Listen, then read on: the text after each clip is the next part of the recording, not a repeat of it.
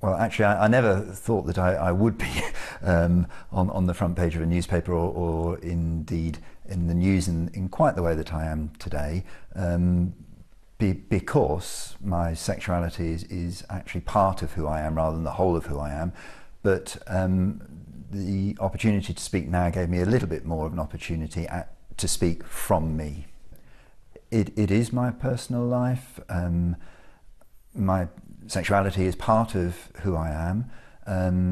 I've never sought to make it a secret, and my focus and priority has been on my ministry, on serving God, on serving God's people, and I do that, as I always have done, as a gay man.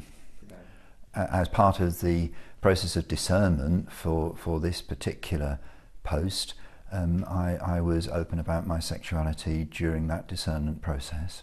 And before that, obviously with friends, family and other people.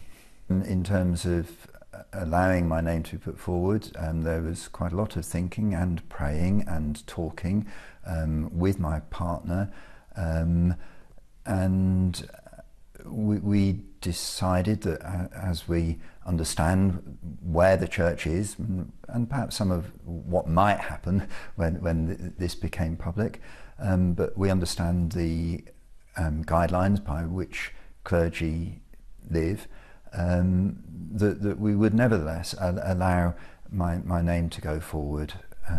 So it becomes a matter of trust, actually. So I absolutely understand that for some people, perhaps many people throughout the world and some in this country as well, of course, different expressions of human sexuality and how they relate to our faith are very heartfelt, very deeply felt, and matter very much. So yes, my sense was that this would become part of a public thing, but my trust in God and my focus is on the calling and the people that I've sought to serve throughout my ministry, and now very much especially in the Diocese of Lincoln. I very much understand and respect their feelings and their convictions. I would hope that we are all part of God's people together. The Church of England, as you know, has been involved in a formal process of shared conversation. That's now moving into a new phase.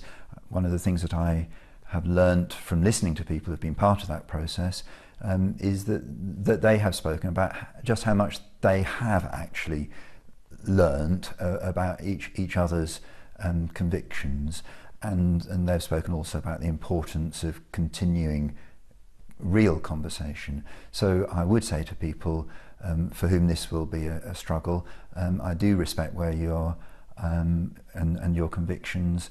I hope that you'll be able to understand and to listen to me and indeed to others, because there are so many different views about this subject.